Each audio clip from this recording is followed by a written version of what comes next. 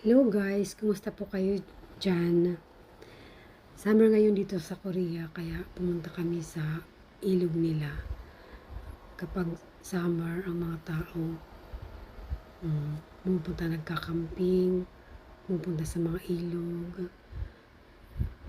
Doon nag-i-spend ng summer, karamihan. Kaya pumunta kami dito, tingin muna kung saan pwedeng maglatag ng picnic. Tingin muna.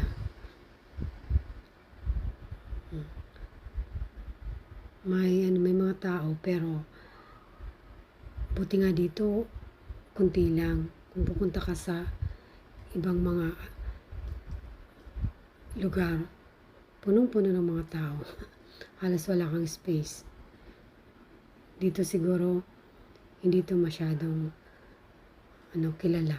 Kaya kunti lang ang tao. Pero merong mga kunting cars na nagkakamping at naliligo. Medyo tahimik nga siya, kunti lang ang tao.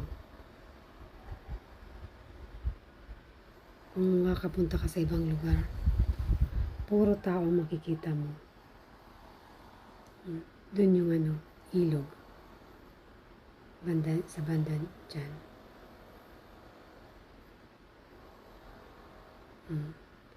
Lakad-lakad muna. Lakad-lakad muna kami. Kasi maganda yung hangin at saka mga puno. Makikita mo puro puno at saka mga bundok. Kasi dito sa side na to ng Korea is mga bundok. Kung pupunta ka naman sa dagat, pupunta ka pa sa mas malayo-layo lugar. Biyahe ka mga 2 hours to 3 hours. Kasi ang Korea, siya, peninsula, hindi siya group of islands, parang isang malaking body of land. Katulad sa mga hindi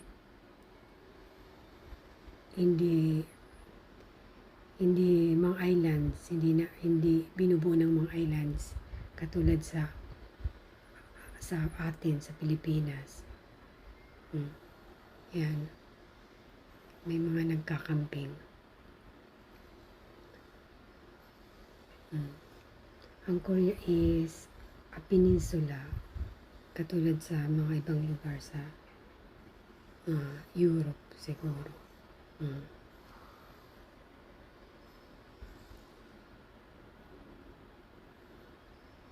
Naghahanap muna kami ng paglalatagan.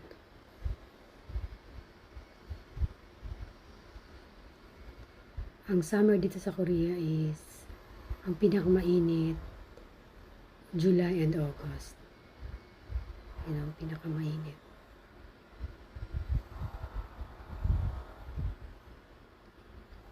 Na panahon. Pagdating ng September, medyo okay na. Hindi na masyadong mainit. Noon nga, dati, ang mas gusto ko na panahon, summer. Pero ngayon, grabe. Hindi ko masyadong mainit. Hindi ko na kaya ang summer. Mas gusto ko na winter na lang. Mas maganda na yung winter.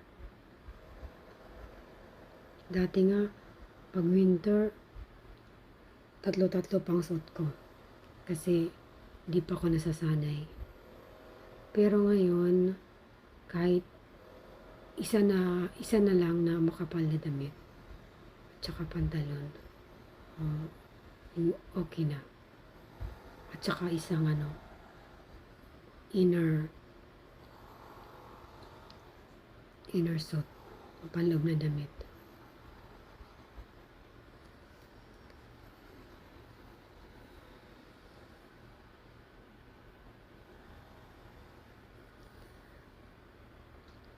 Ganda ng mga puno pag summer, no? Green na green. Tapos, ang ganda talaga. Kasi pag kasi, ang mga puno kasi dito, di ba, nagbabago sila ng mga dahon pag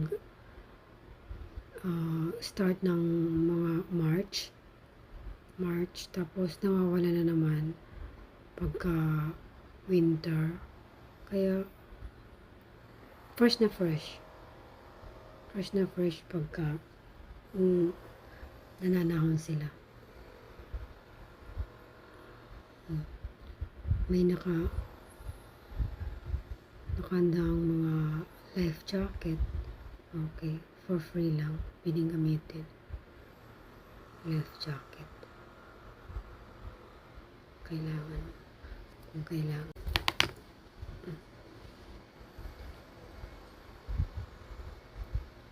Yan.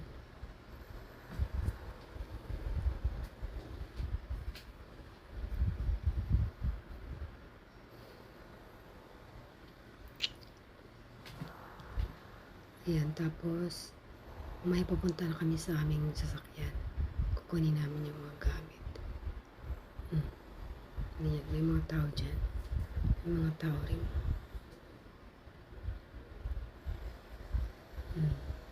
Nagpipiknik.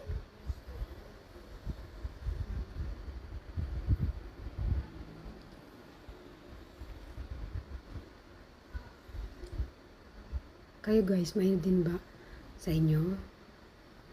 Sa lugar ninyo? Kahit naman saan siguro pagka kasi nagbabago ng panahon. Sobrang init na ngayon ng pag mainit, sobrang mainit. Pag malamig, sobrang lamig.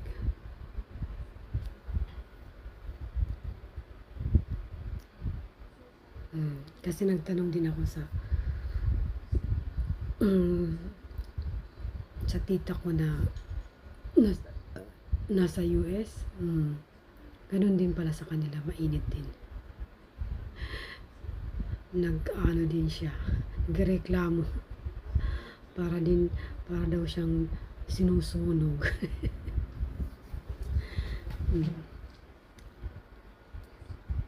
Yan ang river.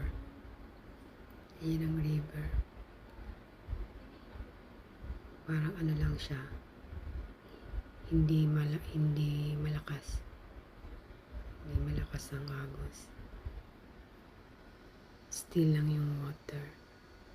Last year yung pinuntahan namin is naman siya, mabato, malalaking bato.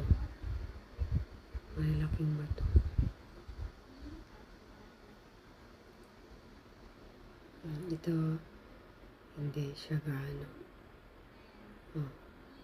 Pero malaki siya, malaki ang tubig.